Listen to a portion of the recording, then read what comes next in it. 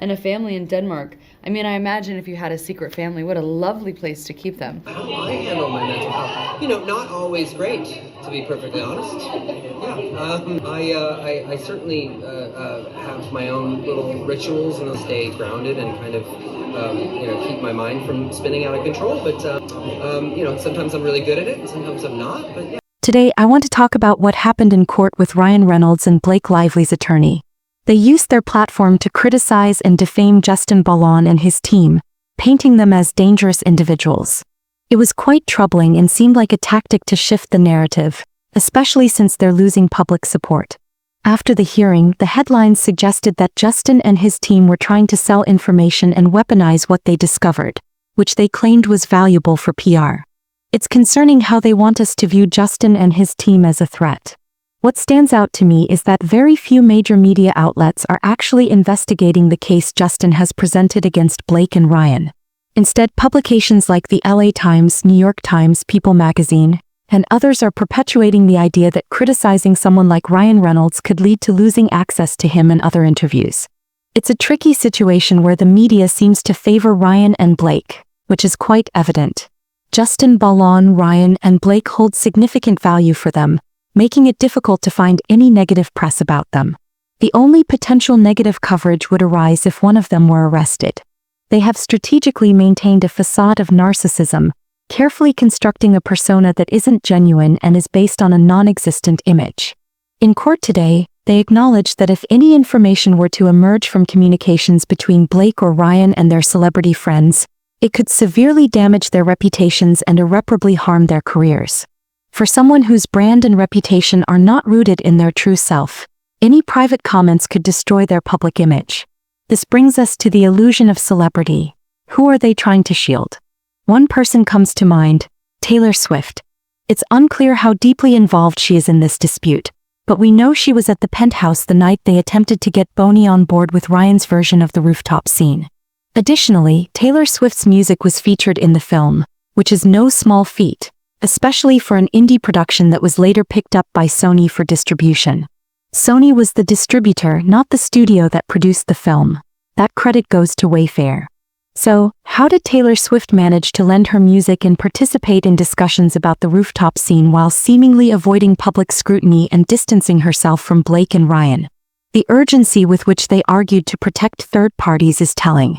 Earlier this week, a source connected to Bond's legal team mentioned that the first round of subpoenas has been issued. There are individuals on the witness list that his team is seeking, who will likely be brought in for depositions and required to produce discovery. One of those individuals is Taylor Swift. Her name appeared in an article this week, where it was noted that while her name wasn't mentioned in court, someone from the legal team spoke to the Daily Mail, providing information about witnesses and subpoenas. The irony is that when Blake's team issued subpoenas for phone records, they made a public statement about it, openly discussing their subpoena for phone records and even taunting his side when he had to go to court to quash it, claiming it was overly broad and invasive, violating their privacy. This protective order marks the third attempt in as many months by Blake and Ryan to silence and intimidate this proceeding. They previously sought a gag order, which was denied, and tried to invade privacy by obtaining 2 years of phone records from non-parties. Now they are attempting to secure an absurd protective order to shield Taylor Swift's communications with Blake. Their request for protection had little to do with third parties in their court submission, but their argument today focused heavily on the elusive third party, Taylor Swift. They are clearly anxious now that it is publicly known that Taylor will be involved. It seems that Mrs. America's sweetheart would prefer to avoid being entangled in a case filled with accusations of extortion, threats, bullying, harassment, and theft. The last thing she would want is to be associated with helping her friends hijack a film through intimidation and coercion. They are eager to keep her communications under wraps to protect Taylor's reputation. Interestingly, they are pursuing a protective order for discovery that hasn't even been requested, concerning information they aren't even sure exists. This preventative measure is being sought before they even enter the discovery phase, which still has 4 to 6 months left for production. All of this feels quite premature, and it seems more like a performance than a genuine legal strategy. Taylor is the focal point here, and they are in a frenzy to keep the details of her actions hidden. Taylor Swift has a PR agent who can craft an image that makes her seem more perfect than she truly is. But let's not be fooled. No one is flawless, including America's sweetheart. When you build a brand around being the ideal sweetheart, it's nearly impossible to meet those lofty expectations. There have been countless America's sweethearts before Taylor, and there will be many more after her. Almost every one of them has faced their downfall because no one can maintain that perfect image. Ryan and Blake are understandably anxious about the information regarding Taylor coming to light, as it would reveal a darker side of Hollywood that is manipulative, repugnant, and exploitative, confirming what many of us already suspect. People in this industry often chew people up and spit them out, trampling on the little guys to maintain their status. Taylor Swift is publicly distancing herself from Blake Lively and hasn't said a word to defend her. This is surprising, considering Swift once sued a man for sexual harassment after he touched her inappropriately, countersuing him for defamation and ultimately winning. She has also publicly supported Kesha in her fight against her producer, showing she doesn't shy away from controversy. Yet, in this situation, her silence is telling, especially for someone like Taylor Swift. Blake Lively chose Taylor Swift, a friend of only about 10 years since they met in 2015, to be the godmother of 3 of her children, despite having sisters and family who could have filled that role. It seems like a way to create a familial bond with Swift, which feels manipulative and indicative of social climbing in Hollywood. They are eager to keep her text messages under wraps, but the protective order won't shield communications between celebrities, as that information isn't considered highly confidential. Any conversations between parties involved in the lawsuit or witnesses can be discovered during the legal process. The attempt to keep these communications confidential simply because of Swift's fame is a misuse of the court system, and I doubt the judge will allow it.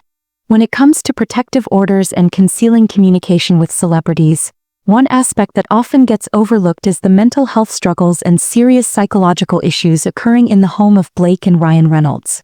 Ryan has openly discussed his crippling anxiety for years, but his approach to managing it is quite unconventional. Instead of seeking traditional treatment like medication or therapy, he relies on meditation and keeping himself extremely busy. While these methods may help him cope, they don't actually address the root of his anxiety. Ignoring such debilitating feelings can lead to a downward spiral, transforming a person into someone they hardly recognize. In October 2023, amidst the controversy surrounding Baldoni and accusations of sexual harassment, Ryan was on the red carpet sharing with Page Six that his anxiety can be overwhelming at times, and he struggles to manage it effectively. He acknowledged that his mind often races out of control, which takes a toll on both him and his family. His coping mechanisms, meditation and overcommitting, are not substitutes for proper treatment, and he even confessed that his mental health was not in a good place on October 11, 2023. As someone who also deals with generalized anxiety disorder, JD, and ADHD, I can relate to how spiraling anxiety can distort reality, making you feel as though there's imminent danger or that someone has wronged you. Not addressing these issues can lead to unfair accusations against people who aren't actually bad, can create a sense of paranoia. If Ryan isn't managing his anxiety or working with a therapist to handle his panic attacks and the accompanying paranoia, things could escalate significantly.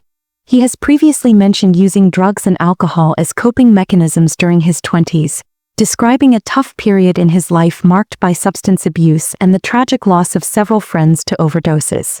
Although he claims to have left that lifestyle behind, he has acknowledged his past struggles with addiction. During the lockdown, he confided in Stephen Collar that he spent much of his time in isolation, drinking gin with his family. In the Wrexham AFC Hulu series, his business partner Rob remarked that while he was busy with work, Ryan was likely off drinking. Their concerns may stem from the fact that Ryan has long been a mental health advocate, emphasizing the importance of speaking out. The reality is that his paranoia and delusions, which are part of his anxiety, can also be associated with narcissistic personality disorder. While not identical, these issues can arise, especially when someone feels a lack of control. Ryan seems reluctant to reveal that when he describes his anxiety as dark, he sometimes becomes an angry person who loses his temper and yells at Justin Baldoni. During the times Ryan claims his mental health is deteriorating and spiraling, there have been 2 notable instances where he has had meltdowns, yelling at Baldoni, with the first occurring in April 2023. There was a moment when he yelled at Boney about what he claimed was fat-shaming his wife, even though that never actually happened. He questioned why Boney would bring up his wife's weight. The next incident occurred on January 4, 2024, and over the course of 7 to 8 months, he lost his temper again, shouting at Boney in front of executives at Sony and A-list producers, with numerous witnesses present. There's no way his assertion that he didn't yell will hold up. Ryan has a history of discussing his debilitating anxiety, which complicates their case. A significant part of their argument hinges on the claim that they have been irreparably harmed, leading to pain and suffering, which is essential for emotional distress claims and punitive damages. Without this, any potential award would be lower. When someone is severely impacted to the point of serious harm, damages can escalate into millions. However, the contentious issue they discussed repeatedly was the presence of severe psychological and mental illness. If Blake and Ryan were already grappling with significant mental health issues, it would be difficult for them to argue that their current emotional distress stems from what they allege Justin Baldoni did. If they were receiving treatment for mental illness before these events, it would make it much harder for them to claim punitive damages and emotional distress. I suspect Blake Lively may have experienced postpartum depression, while Ryan struggles with anxiety. The anxiety is debilitating and he's not addressing it. Both of them are spiraling out of control. It's like a storm. If you've seen pictures of him, he looks significantly older and doesn't resemble his former self. He's been making strange comments and jokes about using meth and doing cocaine, which is odd considering he's 47 or 48. It's clear there are serious mental health issues at play. While it doesn't excuse their behavior, they're trying to hide it from Justin and others because if they see it, they'll realize they didn't cause the problem, which would only reinforce the idea that it's their paranoia, mental illness, or narcissism. Technically, narcissistic personality disorder is classified as a personality disorder rather than a mental illness, but it can be treated, though not effectively. If either of them has such a diagnosis, it could create significant issues, which is why they're so eager to keep things private. I genuinely believe these two are facing serious problems at home. I suspect Ryan is struggling with some form of substance abuse, especially since he's openly mentioned cocaine and meth in the past year, which isn't something you typically joke about. I think the reason his attorneys were so intent on protecting the discovery today is that Taylor Swift's communications could implicate her in a much larger way. They seem desperate to maintain any relationship with her due to her being the godmother of their child, but I'm not sure there's any way to salvage this friendship. They know that if they go down, Taylor could go down too, and they want to avoid causing any irreparable harm. The fact that they mention the information from these messages could lead to serious damage to careers suggests something shady is going on. At least that's my take. I also think they're trying to hide Ryan's struggles with substance abuse and mental health issues, as well as possibly her postpartum depression. This could undermine the pain and suffering claims in this case. If she was already receiving treatment for mental health issues, she can't argue that this situation made it worse. It just doesn't work that way. If you can't clearly show where the pain and suffering began, it's going to be tough to win. They seem really eager to protect Taylor, but eventually she will have to face the music. I'm all for it because there's no such thing as a perfect America. What do you all think?